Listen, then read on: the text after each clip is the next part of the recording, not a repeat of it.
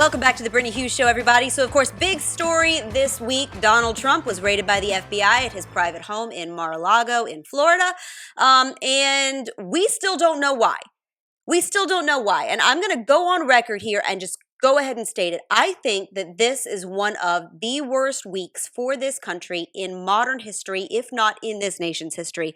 And I'm going to tell you why, because it's not actually about what just happened specifically this week.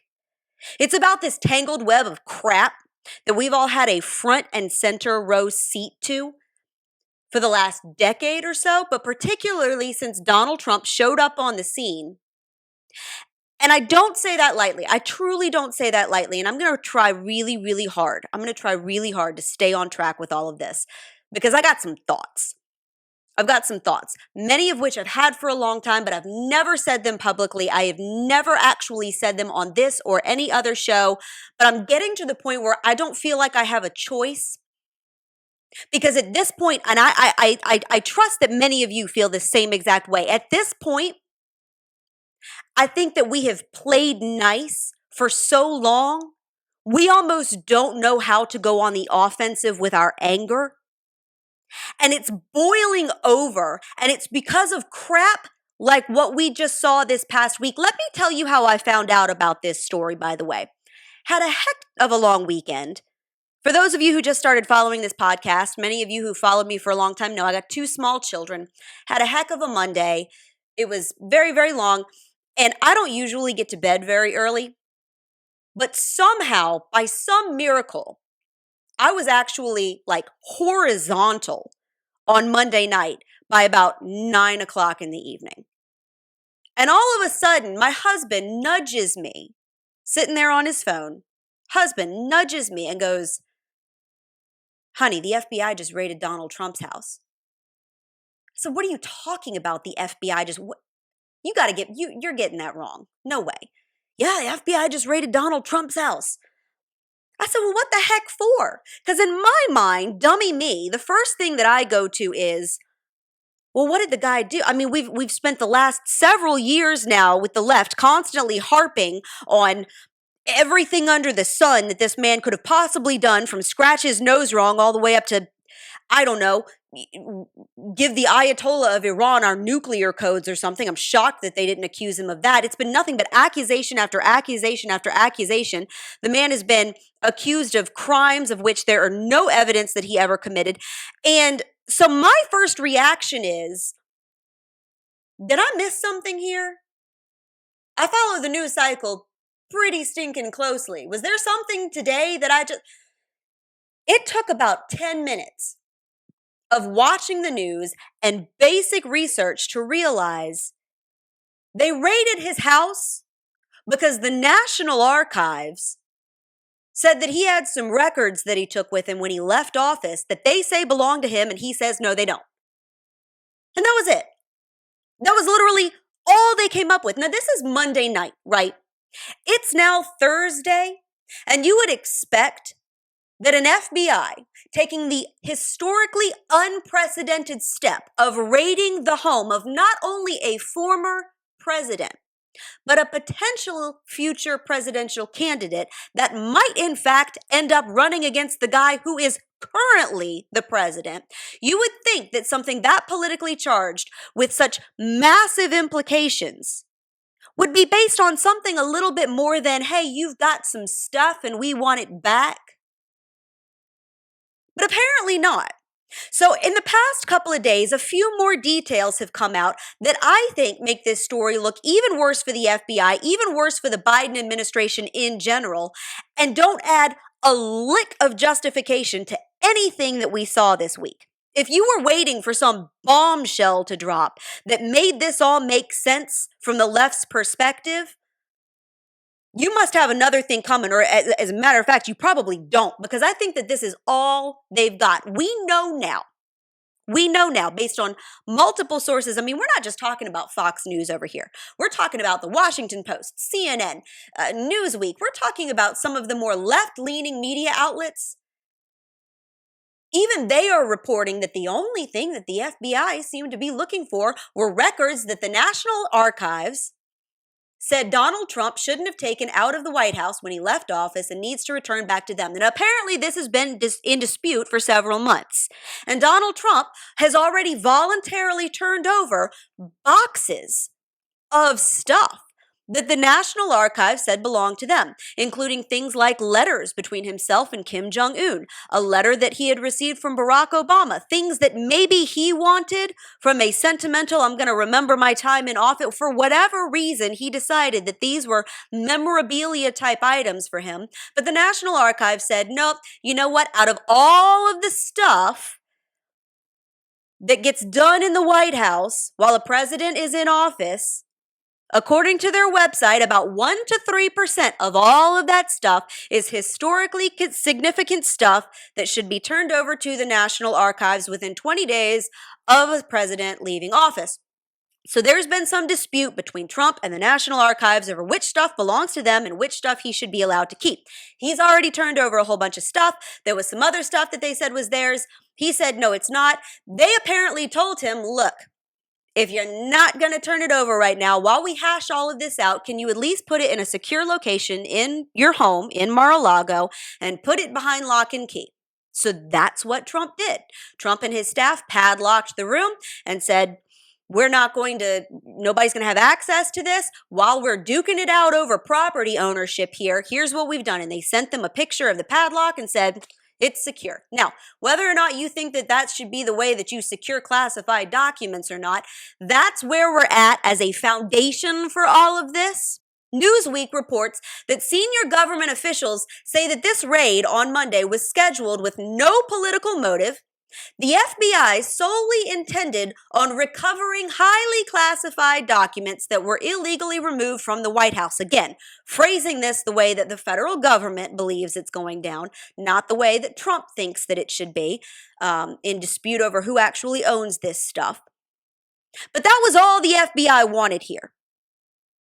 They weren't in search of criminal evidence. They weren't in search of something that they had gotten wind of that Trump may have stolen. They weren't in search of paintings out of the Lincoln bedroom. They weren't in search of, communications that were secret that Trump maybe didn't want anybody to know he had said while he was president. This was just stuff that was in dispute, and that's all they wanted. CNN reports it this way. The FBI's search included examining where documents were kept, according to another person familiar with the investigation. And boxes of items were taken following the National Archives' recovering of White House records from Mar-a-Lago in recent months. The FBI on Monday had to verify that nothing was left behind. So you're telling me that you're executing a search warrant at the home of a former president, possible future president, which has literally never been done before in the history of the country. And you did it with no prior announcement. You just showed up in the morning and said, we're here, move aside, just to get back some otherwise innocuous stuff that you say belonged to you and not him. If that were the case, why not just subpoena the stuff? But instead, you dial it up to 11 and barge into his home, which, by the way, according to the Newsweek article, this was planned for weeks in advance for a time that Trump wouldn't actually be there. They didn't just wake up this morning and decide to go be bozos and bust into Mar-a-Lago. This was something that was planned. So now, according to Fox News, here's how this went down. Again, as details are emerging and we're finding out what exactly happened here, the FBI agents would not let the attorneys come in to watch the raid, Trump's attorneys. They told them to leave. The source then told Fox News that when the National Archives visited Mar-a-Lago in February, Trump and his team gave them what they wanted. Another source told Fox News that FBI agents went to Mar-a-Lago and looked in every single office and safe and grabbed documents and boxes without going through them on the property. They took boxes and documents to go through them later. Now, I'm really sorry. Maybe I'm about to put on my tinfoil hat here. But doesn't that sound just a bit suspicious? You would think that if these documents were so incredibly important that they necessitated an unannounced search warrant being executed on this property, if they were so important that the National Archives was harping on trying to get them for months, if they were that specific and that important that the National Archives knew exactly what they were and said, we want them back, and knew where they were being kept, don't you think that they would have been specific enough for the FBI to locate in their search? Why does that necessitate taking boxes of stuff that may or may not contain what you're looking for, may or may not contain personal records of other types, taking them with you and saying, we'll go through them later? What are you actually looking for that can't be found right there? And what gives you the right to take somebody's personal property that may or may not have anything to do with the stuff that you were actually warranted to search for? Raises some questions, don't you think? Now, of course, the White House is trying to distance themselves from all of this. They don't want any part of this, and gosh, you can kind of see why. They claim that they didn't know that this was going down and that Biden only found out about it on the news like everybody else. Here's his press secretary. The president and the White House learned about this FBI search from public reports. We learned just like the American public did yesterday, and we did not have advance notice of this activity. Okay, so two things. That's either a bald-faced lie, just a straight-up bald-faced lie, which, quite frankly, I tend to err on the side of that. If I were a betting woman, there is no way that the FBI raids the home of a former president and potentially somebody that this president's going to run against in the future without the president knowing. Now, whether or not he had any idea what he was being told, whether or not he remembered it 5 seconds later, those are all completely different questions because this is Joe Biden that we're talking about. He's got the memory of a fruit fly. So I don't know if he really understood or not. My guess is that you run this as far up the flagpole as it goes in order to cover your butt. But the White House is denying that, said we didn't know that this was going on. We're not involved with the FBI. They kind of do things on their own. And we found out when we flipped on CNN just like everybody else. And even some halfway harebrained people on the left even understand that maybe they jumped the shark a bit on this. This is when you know that things are just a little bit too crazy even for the crazies. When you lose people like Andrew Cuomo, when even people as far radical left as that are saying, guys, I'm not sure about this one. And I don't think that it's because they don't love the fact that Mar-a-Lago got its door practically kicked in, metaphorically speaking, of course. Apparently, they walked in because the Secret Service let them. But I think that some people who have managed to think this through for half a second do understand the political implications of something like this. I'm not talking about your turd chuckers who are squawking in the monkey cage, jumping up and down, making a bunch of racket, because they just love the fact that Mar-a-Lago got raided by the FBI. I'm not talking about those people who can't hear through their own noise enough to focus on the facts or consider the fallout from something like this. I'm talking about the people that can read the political tea leaves and understand that unless the FBI comes out with evidence of the crime of the millennium, there is no good to be found here. Andrew Cuomo tweeted that the DOJ must immediately explain the reason for its raid, and it must be more than a search for inconsequential archives, or it will be viewed as a political tactic and undermine any future credible investigation and legitimacy of January 6th investigations. First of all, I got news for you. Those things are already absolutely legitimate and complete and total bullcrap, and according to the ratings, the American people really don't care about them, so there's that. But he is correct that this has got to be more than just some records that he maybe should or shouldn't have had. This has to go far deeper than that to justify what just happened. And here's why. Because Hillary Clinton was accused of the same exact thing, proven guilty of it, and didn't even get a slap on the wrist. Hillary Clinton walked out of the State Department with tens of thousands of emails of State Department business on a private home server, knowing that that's not where they should have been stored, knowing that that's not what she should have been using, but she did it anyway. She turned over a bunch of them, but she took it upon herself to remove tens of thousands more that she said were of a personal nature. And the reason that we can't get those is because she and her staff literally scrubbed the devices with a software program known as BleachBit, and then some more of her staff members were smashing cell phones with hammers.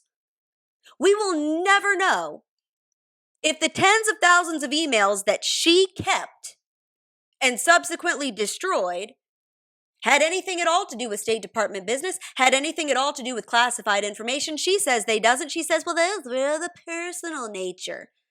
Claiming that they were about, her daughter's wedding and bull crap like that. That's fine. Fork them over. And we'll sift through all of the stuff about the lace and the peonies. We don't care. We'll chuck all of that out and we'll keep what's relevant. And that's not for you to decide. But she did anyway. She did anyway. And we were told not to worry about that was a nothing burger, that she was completely on the up and up. Oh, I'm so sorry. I didn't realize I wasn't supposed to use my private home server for classified government business. Dummy me. Let me just sift through these emails, take out all of this stuff to the caterer, and I'll give you what you need. And we're just supposed to take her word for that. And not a dang thing happened to her. Not only that, but right now at this moment, she is profiting off of that. Here she is, selling hats, joking about the email scandal in an effort to fundraise for progressive groups to elect Democrats. They literally read on the front of them, but her emails. Yeah, but your emails, you vapid shrew. But your emails, the tens of thousands of ones that we never got to see what were actually in them and the State Department never got back because you decided that you weren't going to fork them over. That wasn't your job and that wasn't your prerogative, but you darn well got away with it because you're a Clinton and Teflon, just like your husband, apparently. But the FBI can raid Donald Trump's home, and we're supposed to accept that that's perfectly okay, even for some records, even if they weren't particularly relevant records, particularly, nothing incriminating in them, just records. So, but believe it or not, Cuomo is the blind squirrel that found the nut this one time and was actually correct. Here's the other thing too, by the way, all of this speculation, all of the glee, even the hesitant happiness that you see among some on the left is because they are immediately buying into the fact that there must be something there, even though it's been several days now, and even the top left-leaning media outlets can't seem to report anything but, hey, these were just some documents. George Conway said this right after the news broke of the FBI raid. They have crossed, I hate the metaphor because people are using it, it's getting overused, they crossed the Rubicon here. This is a very serious, it's unprecedented for a search to, not even San Clemente, Richard Nixon's house in San Clemente was searched by the FBI as far as I know. And so it's just a remarkable thing to see that the FBI and the Justice Department would take such a step. And the fact that a federal judge approved it shows that, hey, they've got something there. We just don't know what it is. So he's admitting that this is a historically unprecedented step.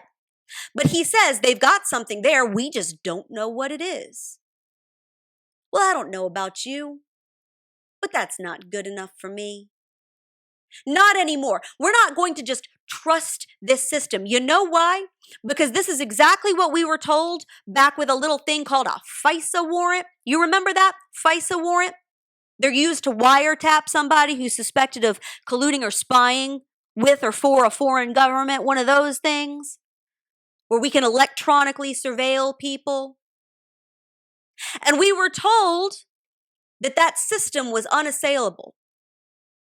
I remember having a near knockdown, drag-out argument with somebody that I know in the parking garage in Northern Virginia over this system. When all of this came out several years ago about Donald Trump and the FISA warrants, and we surveyed we surveilled the Trump campaign, and I remember being told, look, that is almost a foolproof system. The realistic statistical possibility of that being abused is almost zero, because it has to go through so many levels and so many people have to sign off on it, and there has to be just incredible amounts of evidence, and it has to be just absolute that we know that we've got this guy. All we need is a little bit more proof to put them in jail. A FISA warrant is so airtight because of the system that it has to go through.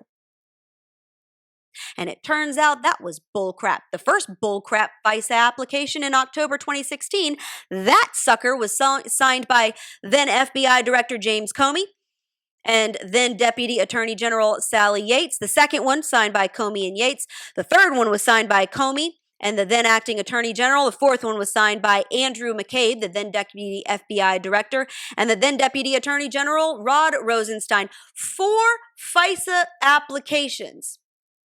4 that were applied for and signed off on by a judge to spy on Trump aide Carter Page, to spy on the Trump campaign, and to wiretap Trump Tower in New York. 4 FISA applications, all 4 approved. And it turns out that the FBI lied in those applications, omitted information, fudged information to get those warrants signed off on by a judge. The DOJ was later forced to admit that the FBI did not have enough evidence that Trump aide Carter Page was acting as an agent of a foreign power, as they had alleged in that application, which had then been approved. They also knew that they did not have enough evidence of Russian collusion to spy on the Trump campaign, which they did anyway. The FISA warrant system was so blatantly abused that they ended up having to come out and admit it. And we were told that that could not and does not happen. So do not tell me that the credibility of this FBI raid hinges on the fact that some judge somewhere signed off on it, which, by the way, he's a piece of work. I'm not buying that. And by the way, to date, those FISA applications were filed in 2016 and 2017. And we know now that they were based on known lies, and no one has been held accountable. No one. And it's lie after lie after lie after lie. And this is the problem. This right here is exactly why we are in such a state in this country and why this week was so bad. It has been lie after lie after lie. I did a segment, an entire episode a few weeks ago on the COVID lies that were fed to the American people. Dr. Deborah Birx, in her own book, in her own words, admitted, bragged about even, to manipulating data, to misleading the Trump administration, to cherry-picking information and statistics, and to flat out lying to the American public about her true intentions at the start of the COVID pandemic and beyond. She intentionally peddled the line that the CDC was following the latest guidance and making their rules based on that, and that we were looking at 15 days to slow the spread. And she knew full well in that moment that she was lying, that her intentions was to shut down travel, to shut down the country, to ban large gatherings, to shut down businesses and public spaces. She knew that all along, and she admits, I started down that road and then I went and got the data that supported it. It's in her own book. She admitted both in her book and before Congress that she and other public health experts were never actually sure that the COVID vaccine would prevent transmission, even as they were telling the American people, if you get this vaccine, you will not get COVID. And they knew that there was at least a good possibility that that was not true, even as the vaccine was being mandated by federal and state governments for people to keep their jobs. People were being told, inject this stuff, whether you want to or not, or you'll lose your job, your ability to go out in public spaces. We will harass and harangue you because you are spreading this crap to everybody else, grandma killer. And they knew all along that this vaccine was extremely unlikely to prevent somebody from catching or spreading COVID. It might keep you from getting real sick from it, but it's not going to keep you from catching it and giving it to somebody else. But they were peddling that line every day because they wanted people to get it even under the threat of force, and they had to have a justification for it. And they knew if this vaccine didn't keep people from catching it and spread it, just kind of dampened the symptoms a little bit, they knew they didn't have that justification.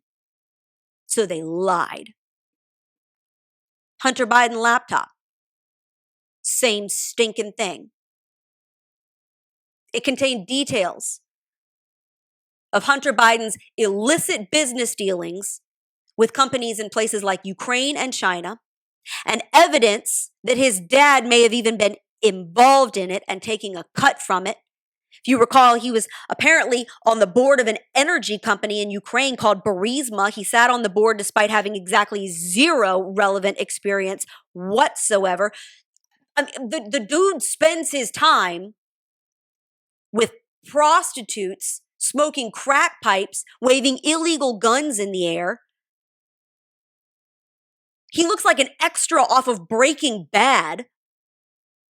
Whole entire life is an absolute atrocious train wreck. And yet this guy is out there earning $11 million. $11 million. Documents on his laptop show that he and his firm earned from his positions as an attorney and a board member with Burisma and his work with a Chinese businessman who has since been accused of fraud. Great company you're keeping there. This laptop also contained emails suggesting that Joe Biden was taking a cut off of these profits. He said that he had never discussed his son's foreign business dealings. Joe Biden said he had nothing at all to do with them. We didn't even talk about them. We know now that that is bull crap. Said that he never met with anybody related to his son's business dealings. Turns out that's not true. We know he met with at least 14 while he was vice president in the Obama White House, including businessmen from Ukraine, China, Mexico, and Kazakhstan that his son was doing business with. One Mexican businessman, his name was Miguel Magnani.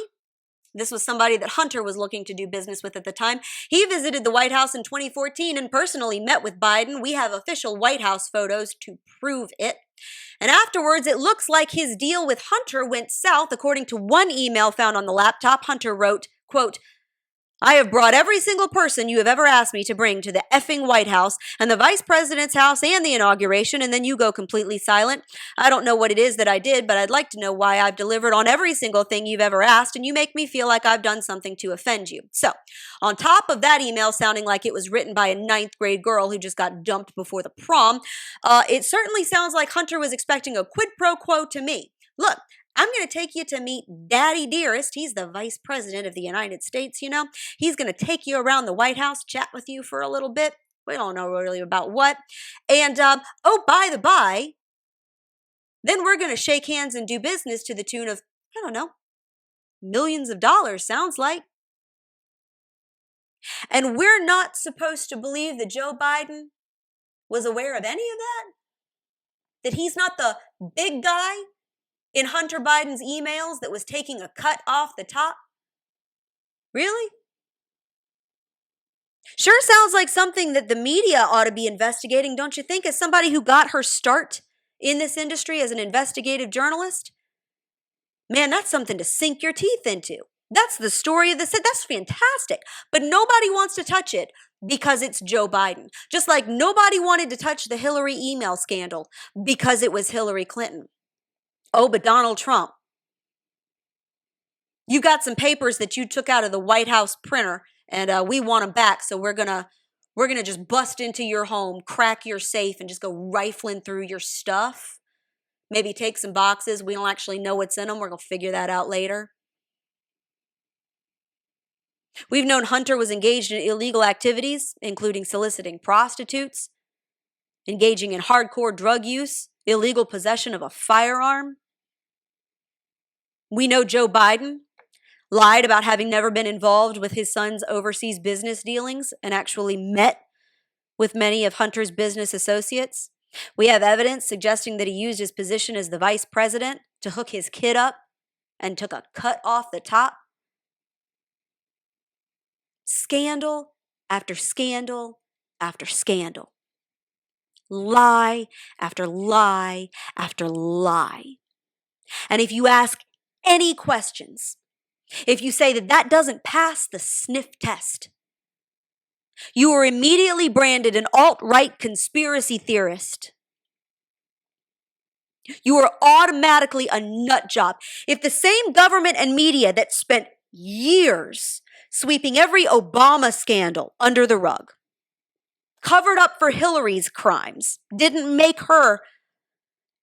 hold her accountable for any of it, illegally spied on a presidential candidate that they didn't like and abused a FISA system to do it, pushed and peddled hoaxes about Russian collusion for years to try to discredit him. That government then tells you, oh, by the way, there's a virus. If you go outside, you're dead. So we're going to shut down your business and your kids' school. And, oh, by the way, stick this needle in your arm. Don't ask any questions about it. And you say, oh, no, hold on a second. Suddenly now you're a threat to public health and a grandma killer, and you should be persecuted and banned from society and fired from your job. If the same government that then was caught lying to you about that virus, lying about the vaccine, lying about illegally spying on a Republican presidential candidate, driving a false narrative for years that he was colluding with a hostile foreign government, and then they raid the home of said former president, and you dare to question whether or not it was with the intent of finding something that they weren't actually supposed to be looking for, planting something. Well, now you're just wearing a tinfoil hat. You're crazy. You want to know why people believe this stuff? You want to know why people go searching for truth on the internet?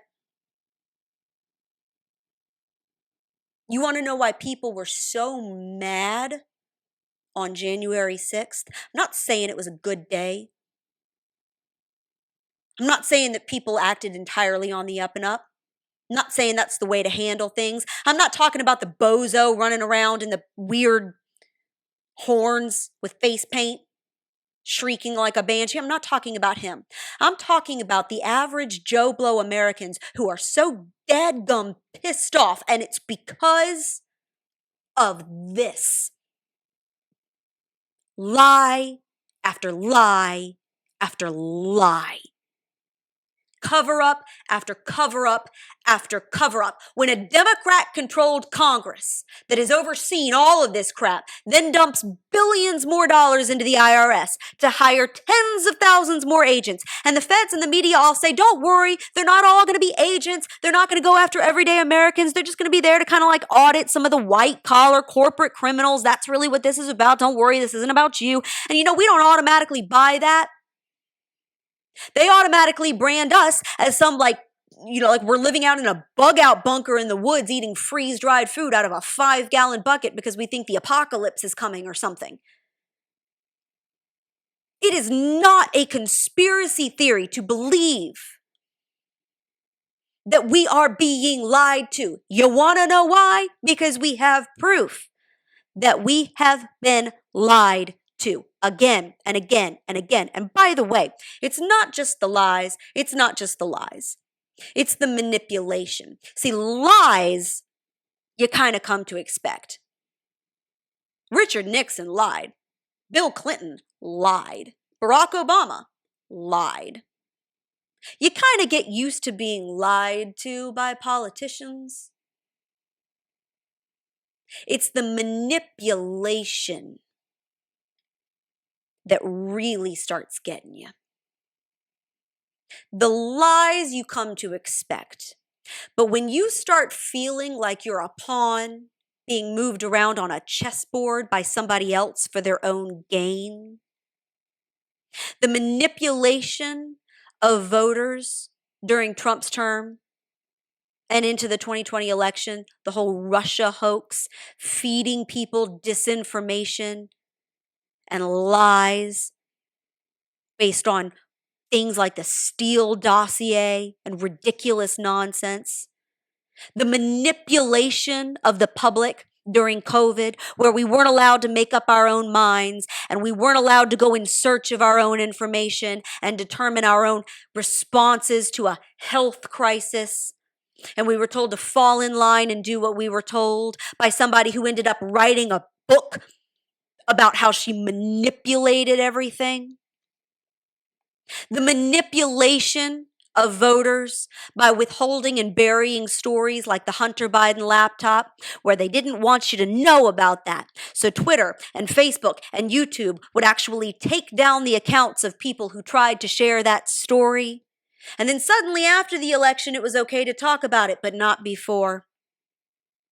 The manipulation of the entire voting system during the 2020 election, where suddenly we're going to have massive mail-in voting and early voting and ballot harvesting and all of these policies and procedures that we never had before, even in places like Pennsylvania, where it actually wasn't legal under state laws, but we're going to do it because COVID. And we're going to tinker with the system to weight it in a certain direction. And now we've got the fact that Donald Trump's personal home is raided, while Hillary Clinton is walking around selling hats, bragging about having done the exact same thing that Trump is now accused of, without even having the benefit of having been president of the United States with at least some modicum of authority. You want to know why people are so mad? It's not just that they're tired of the lies and the manipulation. It's because I think that people are starting to wake up to the fact that the reason that this is happening is partly because for too long we have told ourselves that it could never happen here. We're the United States of America. We're the land of the free. Things like that don't happen here. We're not a banana republic. We're not some third world crap hole. And we have trusted that it would not happen here. And now it is. And we're fed up with it. That's where it's coming from. And if the left is upset about that, as far as I'm concerned, they've got themselves to blame. And they have themselves to blame for the fallout of this week and whatever happens in November and beyond. Because I, for one, am done with the freaking lies. Thanks for tuning in to the Brittany Hughes Show, everybody. I will see you back here, not next Thursday. It's a fantastic time to go on vacation. This was not immediately planned. This has been planned for months, and I can't think of a better time to go take a little bit of a break. But I will see you back here on the following Thursday. Make sure that you go back. If you are new to the podcast, go check out full episodes of it. We are up on Facebook, Instagram, YouTube, Rumble. We have full episodes wherever you get your podcasts. Google Podcasts, go over to iTunes, hit the subscribe button on the Brittany Hughes Show. That way you don't have to stay on top of it. You'll never miss an episode. You'll get a little alert. Until next time, have a fantastic weekend. God bless.